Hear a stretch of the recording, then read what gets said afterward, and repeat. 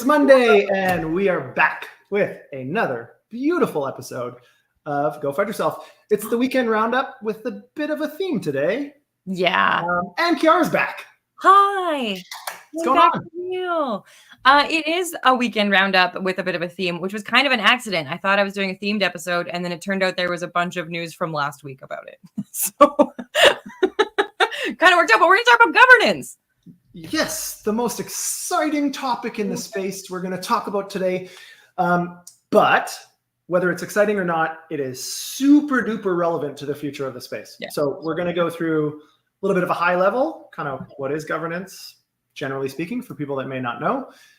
Talk a little bit about its current implications and a lot of the current prevailing narratives and thoughts around it. And then we're going to go out into the wild and show you guys kind of some of the real world samples of how people are doing things and some of the wins and challenges that they're experiencing. Does that sound about right? That's it. That's everything we're doing. Let's go.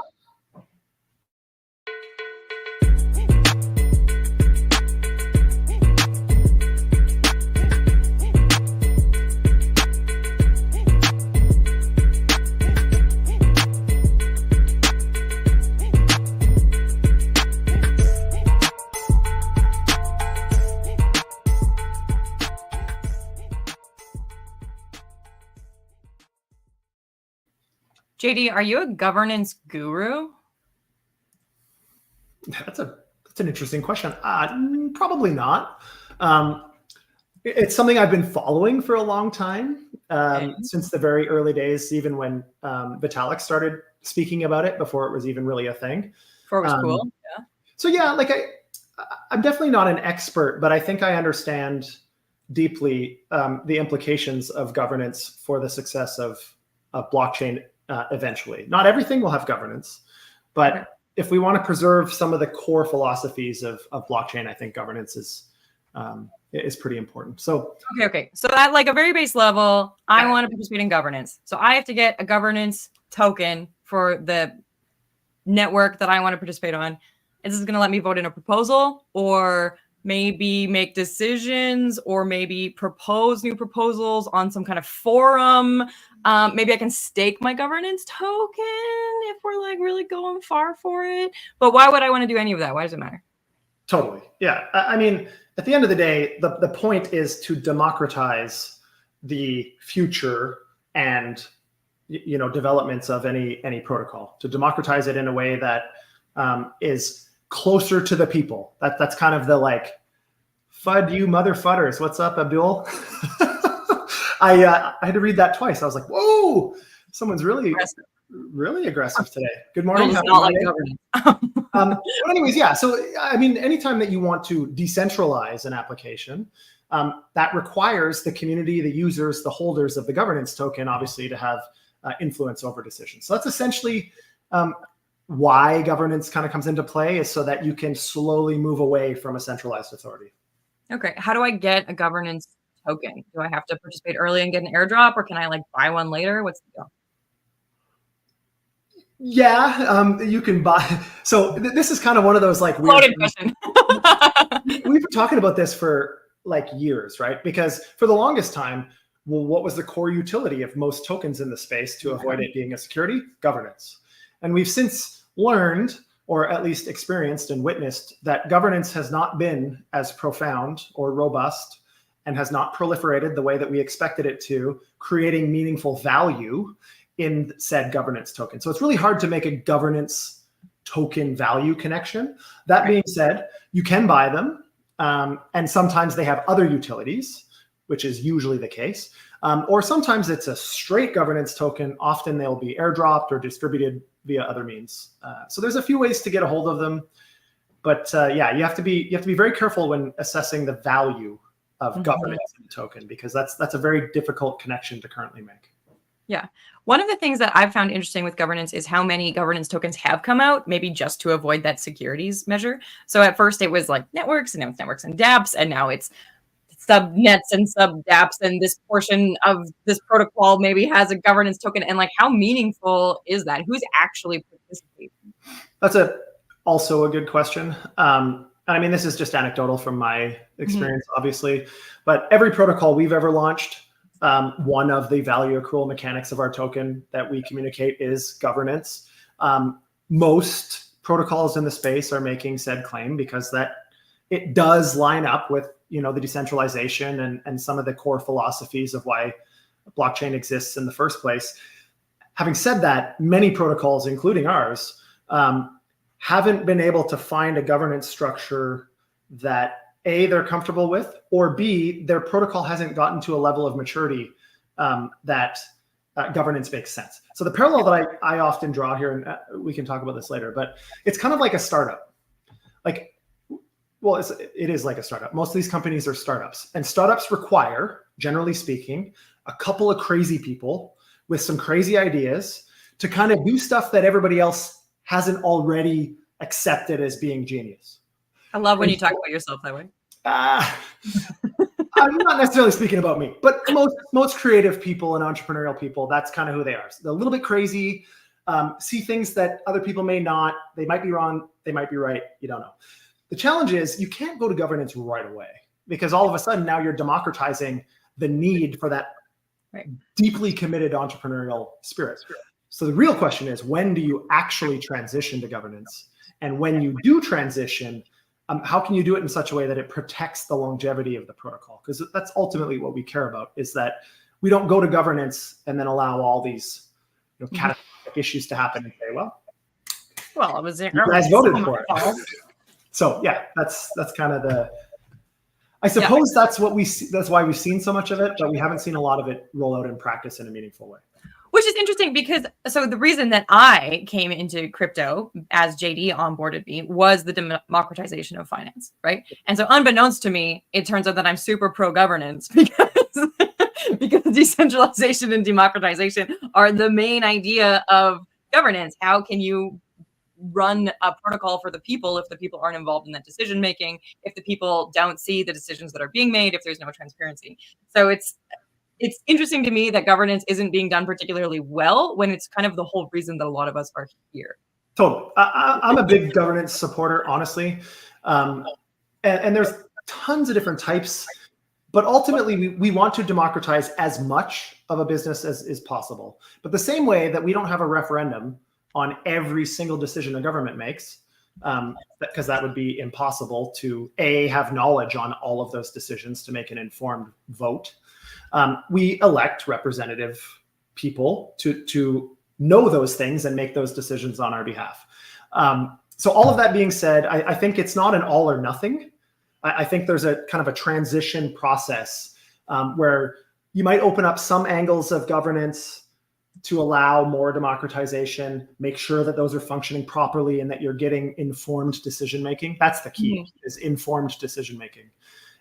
To me, it doesn't matter what the decision is, as long as people actually took the time to understand the decision and then acted accordingly. I mean, that's what we talk about in democracy anyway. But I think this brings us to voting and proposals, right? We have the same challenges in voting and proposals on chain as we do in our everyday lives. Are people educating themselves? Is it transparent enough? Is the language biased? If you're on a governance forum and people are being super FUDdy, how do you make your own good decision? Do you have any sort of insight into the voting and the proposals and how you can participate meaningfully in governance? Yeah, totally. So this is, again, one of those things that I think is causing a little bit of heartburn for most of us as projects, is that often, and unfortunately, you get very opinionated community members.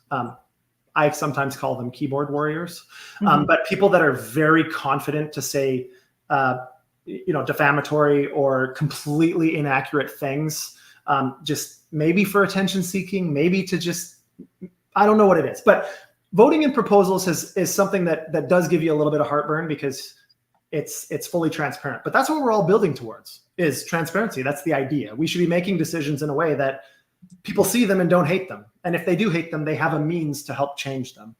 The problem is you can also make a lot of proposals and stuff that may not be in the best interests of the long-term success of the protocol, but rather the short-term success of current token holders, i.e. treasury disbursements, or you get one protocol that buys a whole bunch of your token, makes a vote and says your treasury has to be invested in their product or something. There's really weird things, kind of edge cases that happen. I call them edge cases, but they happen very frequently currently.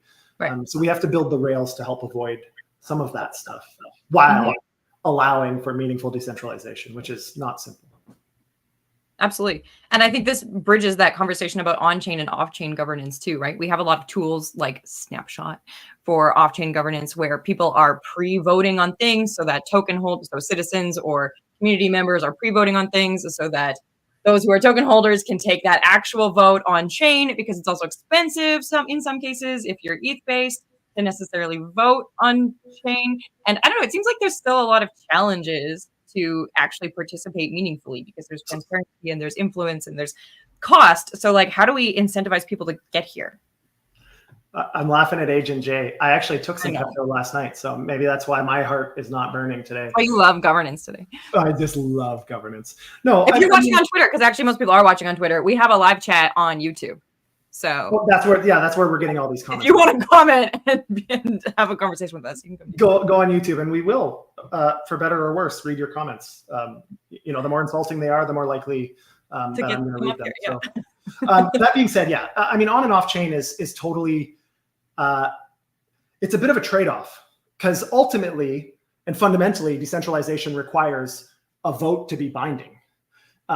And that vote to have an immediate implication in code. That's generally how governance works. Not always. There's some things you can vote on chain that require still somebody to do something accordingly.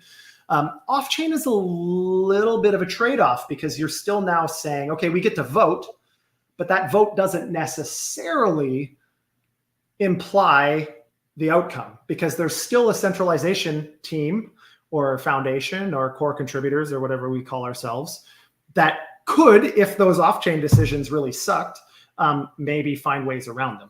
Well, that's really not the best way to do it, because you're creating a single point of centralization again, which is back to the team. Now, what it does do as a protocol founder, what it does do obviously is it helps inform the decisions and the directions that you're making without it being binding. So of course, as protocols, we love it. Like I love to get that type of feedback where, people are meaningfully commenting and meaningfully suggesting alternatives and so on and so forth, so that we can make the best decisions. But that is not governance, right? In my opinion. So but that's also a thing, that's something that we have to work towards. Usually the first step is some version of off-chain. Totally. And then you transition eventually more and more to on-chain. I mean, we'll probably talk about this a little bit later, but there's also been some big examples of how this doesn't work exactly how you think it should. Totally. We'll talk about that. We should move on to the news actually, but before we do, the big question that I want to point out that's probably for noobs is, does my governance token have any monetary value? Or should governance tokens just be governance? So, not financial advice. Also not legal advice or any other type of advice. Just no advice. My own opinion, no advice here. In theory, your ability to direct the future of a business does have value. Yeah. The same way that owning a stock in a company in a high enough proportion allows you, maybe a little more indirectly, but to influence decisions like the composition of the board of directors and certain large decisions. Tesla, I think, was talking about investing $5 billion, or SpaceX was talking about investing $5 billion into something. And they went to the shareholders for that. They went to the shareholders to approve Elon Musk's pay package, et cetera, et cetera. So it's kind of the same. And for that reason, there is a monetary value at some point down the road when the implications of those decisions are significant and impact enough people. So yes, there probably is a monetary value. It's probably coupled with things like revenue sharing or all these things that we try not to talk about because it makes us securities. But in the future, that will most likely be how these businesses are established, is to some version of revenue sharing or dividends or whatever the case is. So it'll be a part of the calculus. It should not be the only calculus. And I think right now in the space, it's insanely hard to put any meaningful monetary value on it. There is some, probably, but the market will tell you what that value is, I suppose. Cool. Okay, I think that's a good lay of the land of governance. So I'd like to move on to the news, unless you have any closing thoughts for news, governance news. No, let's move on. Let's move on to the news. I got a lot of thoughts on this stuff too. So I know. Okay. So the first thing that I want to kind of outline here is, do people care about governance? Is governance a hot topic, or is this something that only degens really like? And I am here to tell you that in May, $5 million was raised for the crypto voting service Agora. So basically this ex-Coinbase designer, Yitong Zhang, and his team, they raised $5 million as a cross-chain governance platform aimed at streamlining the voting process for DeFi protocols. The funding round was participated in by Coinbase, Seed Club Ventures, and Consensus Ventures. So Agora will be able to expand development. It'll be able to go to market, that kind of thing. But cross-chain is really hot right now. And May wasn't the first time that we're talking about cross-chain, but it is kind of when we saw this narrative pick up and have people actually investing in, and some of those big companies really touting the benefits of multi-chain or cross-chain, which are potentially two different things, but both are hot topics right now.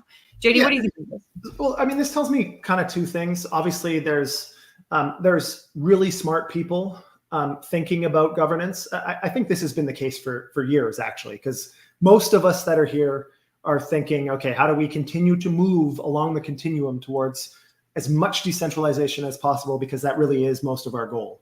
Now, pure decentralization isn't necessarily the goal. There's some things that in many cases are better to be kept somewhat centralized. Yeah. That's the first thing I think about this, is there's a lot of smart people thinking about it. There is capital flowing into building solutions. Luckily for Agora, they're building on some fairly big protocols that already have governance, cross-chain governance. Uniswap, Optimism, Nouns, I think was their first set of protocols that they developed tools for. So that's really important. But I think what I'm excited about, and one of the biggest challenges I've seen so far, even with Aave and some of the protocols, Moonwell, that we've been involved with, as soon as you go cross-chain, you create this governance problem.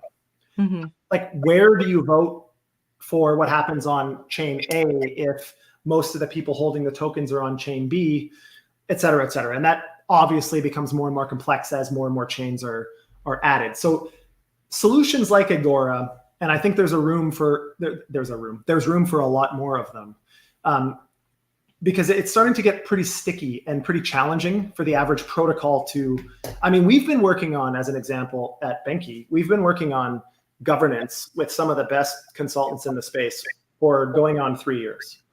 And we still haven't launched governance because it's very complex and there's a lot of unknowns still. We are getting close. And I think we're starting to get a model that we're somewhat comfortable with. Yeah. But that being said, there's a ton of room for these types of support services that will really, I think, move the space forward. Absolutely. And Agora, about the chaotic nature, which is what you're saying about cross-chain, how do you keep all of this straight? And one of the other commentaries they have, of course, is there is still a lot of gatekeeping. If there are off-chain influences in Discord and Telegram, and how do you join that, and how do you catch up on the conversation? So Agora is hoping to also consolidate a lot of that information in a way that is just unparsable in a current governance form. Somewhat of a side note, and I don't know if Agora is trying to do this, but one of the other limitations so far with governance is the proposals allude a lot to the technical implications, like what do you have to do to make this proposal be a thing? Yeah. And I think a lot of people that are voting on some of those decisions, the actual decision sometimes gets overshadowed by how it's going to be implemented and so on. In my opinion, being able to share the core of the challenge that people are trying to solve via voting in a readable, digestible way is how we're going to encourage more people to be more educated and to participate. Until then, I think we've got a problem where it's a little bit heavy towards the people that are very technically inclined and really understand the second and third order impacts of these decisions. But okay, so we've talked a lot about straightforward governance, but people are obviously experimenting in governance. That's also what MetaDAO did in February. Yeah, MetaDAO. So in what I would say, and so does this article, a bold governance experiment, MetaDAO employs futarchy to let the market decide the best outcomes for its token, Meta. This innovative approach, where every decision is based on what the market believes will boost Meta's value, has seen the token's price skyrocket from $50 to over $1,000. The DAO's governance, deeply rooted in trading dynamics, has captivated the crypto community, especially during the MTN DAO conference. Venture capital interest, including a proposal from Pantera, underscores the growing fascination with MetaDAO's radical approach. Yeah. Now, this is properly an experiment that seems to be working well, but word of caution from me before I pass it over to you. This is an experiment that's working really well because they've got a lot of people focused on it and supporting it right now. Not 100% sure that this will work meaningfully at scale. But do you think that the primary goal, Ceara, is token value? Is that the primary goal of governance? No, I mean, I hope that's not the primary goal of governance.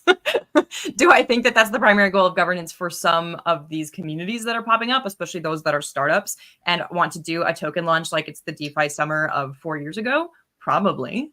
But do we want that to be the case, or do we want governance to mean democratically fueled finance? I think that's kind of where we're seeing the degens still be a little bit split, right? But what's interesting too is that if we do want to have market dynamic governance tokens, that is more gatekeeping for those who are less able to participate daily or less able to follow the markets because they have a day job or something like that. Imagine coming home and believing that you were going to be able to vote in a proposal, and then it turns out that your token is like valueless now or something. Yeah. So I mean, another thing, a lot of governance structures allow delegation of your voting power. For sure. The challenge is most people don't really know who they're voting or delegating to. It's just some person that seems to have a lot of delegation, so they must be smart. But anyways, a little bit of a network effect there. Which is what you see with a lot of these votes anyways. People are like, well, everyone else has voted yes on this proposal or no on this proposal. I will too. I think nature lemmings. Token spot price is not as important to me as fully diluted valuations. Yeah. But I will push back a little bit in the sense that is the ultimate scorekeeper. Okay. As the ecosystem matures, if we're doing all of these things correctly, if we're bringing innovative financial engineering to the market, if we're democratizing finance, at least to the best of our ability, if we're building awesome products with awesome yield and we're starting to abstract a lot of the complexity away, that will translate eventually to a greater fully diluted valuation, ideally. And so to me, that is the ultimate measuring stick. It's objective. One thing I do like about it is it's very put your money where your mouth is. Totally. Yeah, absolutely. I mean, I'm pro that in this instance. Totally. Okay, we could probably move on from this one. I think MetaDAO. So there's actually a lot of news. What I accidentally stumbled upon is that there's a lot of governance news last week. That's not what I was expecting to come across as I was putting together this episode. But it turns out that literally last week, a large number of our very popular, very big networks and protocols decided to announce governance. And so I actually did not include them all here. I found over 15 different individual organizations launching their governance token or upgrading their governance token. But here are the big ones. So first of all, Polkadot is empowering DOT token holders to actively participate in decision-making. Instead of it being centralized, they're going to have on-chain governance. They want to have transparency. They want to have security. They want to have direct user involvement. They've made tools like referendums, and they have their elected consiglio and a technical committee. And I kind of like the idea of how they're doing this because of instead of that whole you can make uneducated decisions is you maybe have to be a part of a committee, or a committee is going to have transparent information for you so that you can make an educated decision based on the knowledge that you actually have. You don't have to be an expert in everything on Polkadot to be able to participate in governance, which is kind of how this has historically been. Do you have any specific Polkadot thoughts, JD? I mean, this is another one of those. Polkadot has pretty much always pointed to governance as one of the major values of holding DOT. Of course, DOT has other value implications based on activity of the network and so on and so forth. But this is a long time coming. I think it is great. I like to see some of these kind of tools to bridge the challenges. Like you said, having a technical committee, I think that's really important. I think that's cool. Even if the technical committee doesn't necessarily have outsized voting power, I think it's really good to create kind of a level playing field of understanding. If that committee can explain things in layman's terms to people like you and I. I mean, Polkadot is just one of many. I think again, a lot of these L1s are partially being forced, I think, indirectly, because without complete decentralization, the regulatory implications of some of these chains are still in question. Yeah. And I think this is just a smarter way to remove that risk vector. But yeah. I like the potential approach though. Move everything on chain, like no real off chain decisions, but we can ensure that these decisions are good by having a way better delegate tooling, and we can also have referendums. I think that's pretty cool. Totally. Yeah. Which other ones were you? Let's talk about Aave, because it is about tokenomics, and that's pretty cool. All right. Well, yeah. So we looked at Aave. Aave is one that I follow closely because they have gone meaningfully multi-chain over the years. They're the largest lending protocol in the space. So they're kind of maybe the North Star to a certain extent for other DeFi protocols in terms of how to transition. Aave, the governance token right now of the leading DeFi lending protocol, experienced a significant price increase following the proposal of a new governance initiative aimed at enhancing its tokenomics. The protocol has also reached a 2-year high in borrowing, with users borrowing over 8.5 billion in assets. This development marks a 150% increase since the beginning of the year, which is pretty exciting. Huge. Yeah. This isn't necessarily a new governance structure, but this, I think, highlights one of the interesting ways governance can influence a protocol in a fundamental way. And in this example, tokenomics. So as a team, as a founder, as a foundation, it's a very difficult decision to unilaterally change tokenomics, because your tokenomics effectively are your commitment of corporate structure to the users. And generally speaking, you can't change that without support, right? Without the people that actually own the asset supporting those decisions. So in this case, Aave has shown that you can, in fact, at least in my opinion, you can in fact have a vote on something as serious as tokenomics. Yeah. And if you go look at the discussion boards and different things on this, I think it was very thoroughly explored.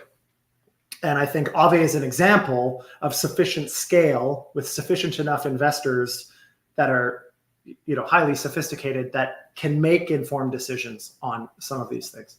Absolutely. Do you think Aave is doing the right thing? Are they the one that we should all be looking at? Or what are your thoughts here?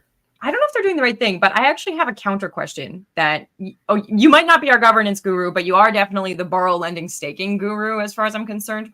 So not financial advice, but one of the things that they're looking at doing, of course, with this tokenomics vote is they want to generate more revenue for the protocol. So they need to update their tokenomics. It looks like they're going to have increased borrowing. As something like Aave continues to grow, or even a smaller protocol continues to grow, and people want to be more influential on that protocol, do you anticipate people borrowing those tokens against other tokens so that they can have a higher governance influence? So that's actually, yeah, it's a good question. But it's actually a source of much of controversy actually around this. And Vitalik years ago came out with a concept. I don't think he created it, but he was the first one that I heard it from, quadratic voting. Yeah. And there's some anti-selection here in terms of people that will try to leverage into a vote, because if they're not willing to buy and hold those assets, do they really care enough about the future of the protocol to be making those decisions? So most governance, including all the governance that we're considering, that won't be allowed. And most venues that's actually an easy way to kind of indirectly exploit a protocol. For sure. If you were able to borrow enough of its governance token. Most governance tokens aren't borrowable at scale, but the ones that are, we've seen some really nasty stuff happen. Curve, there's some crazy stuff that happened with Curve multiple times over many years regarding governance. Compound has had some interesting experiences also, all of which they've been able to push through, but it's highlighted some of the uncertainties, I think, around governance. Absolutely. It's interesting. It's interesting you brought up quadratic voting because that's something that some organizations or DAOs are definitely doing with their governance, but it has its own security flaws and it has its own voting flaws, including if you have delegated your tokens out. People quadratically, it just doesn't really matter anymore. But there are toolings to counteract that, like there's minimal anti-collusion infrastructure or MACI. There's a lot of anti-fraud security protocols that go into this. People much smarter than me think about this all the time. But for the sake of the governance conversation, it's important to know what your limits are. Can you become a huge bag holder to sway a vote in your direction, or should you be worried about, a founder or somebody else in your community doing that, right?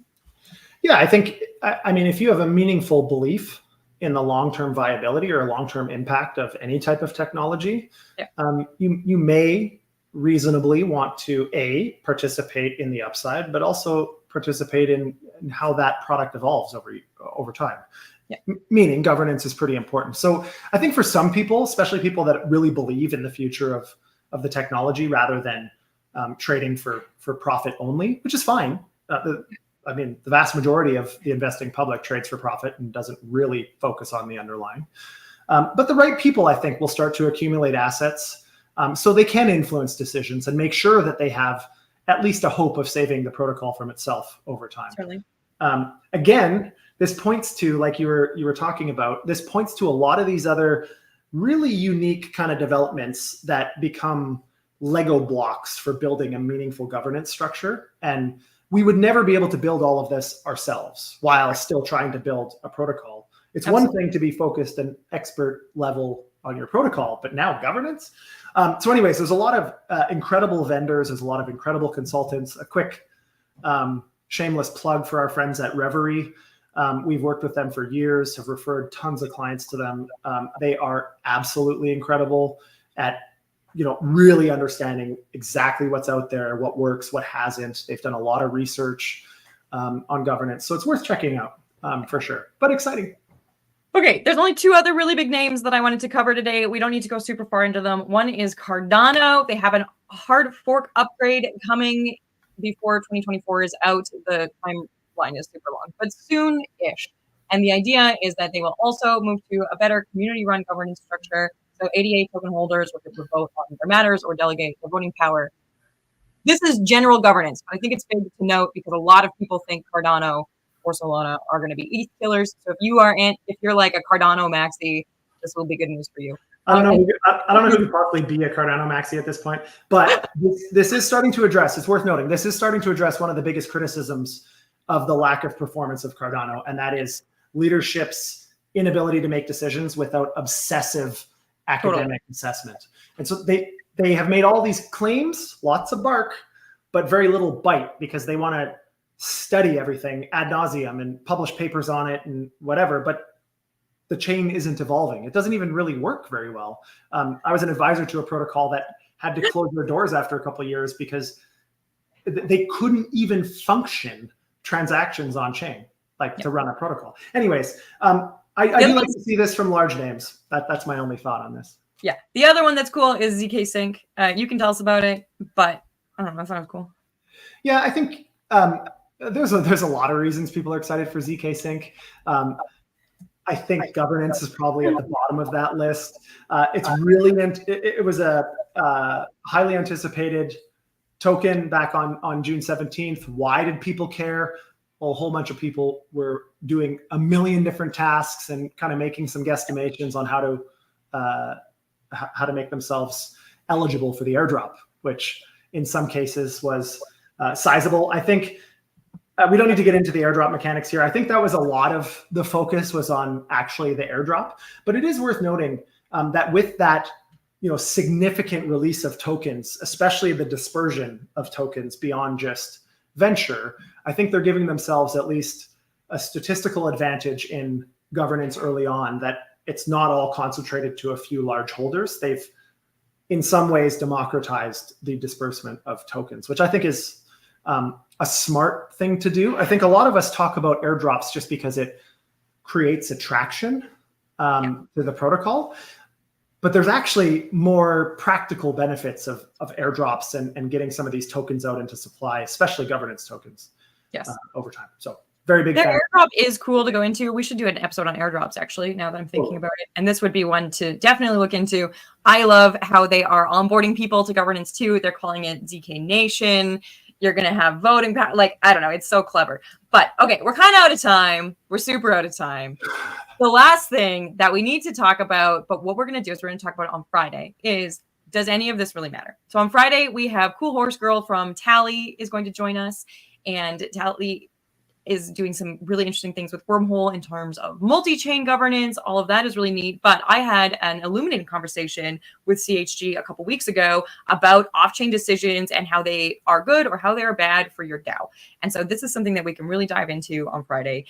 Maybe I'll post this article in the interim, but there is a report by Galaxy Digital brought forward that ETH's decentralized governance has a huge emphasis on off-chain voting instead of on-chain decisions by ETH holders.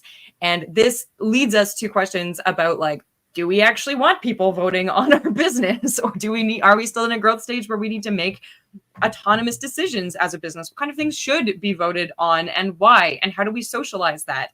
And we've covered a little bit of that today, but it's something we can really dive in on with an actual governance guru on Friday. I want to make one final point, and again, another plug for our friend Patrick Kiefer, who's been on the show quite a bit, 0x Proteon on Twitter, if you want to check him out. He wrote a really interesting Substack on this, I believe. If I can find it, I will definitely post it somewhere on my Twitter or whatever. But his thesis really is, and I tend to agree, is that either pole of decentralization, pure centralization or pure decentralization, is actually not efficient. Neither are efficient. Neither will be successful long term. There has to be some movement where some things end up fully governable, and there's a few things that maybe end up slightly off chain and in different ways. The key is, how do you delineate which is which one should be on chain, which one should stay off chain, and are you doing it for the best interests of the community? And we'll dig into that a lot on Friday. I'm super excited about it. The episode on Friday is at the normal time, right? It is. 12:30 p.m.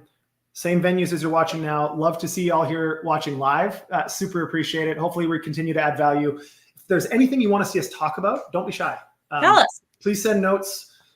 We have a lot of ideas, of course, of things to talk about, but happy to engage on anything you guys want. So like, share, subscribe, press the bell, do all that fancy stuff so that you don't miss another episode of Go FUD Yourself. And with that, today, Ceara, I say to you, go FUD yourself. Go FUD yourself. Later.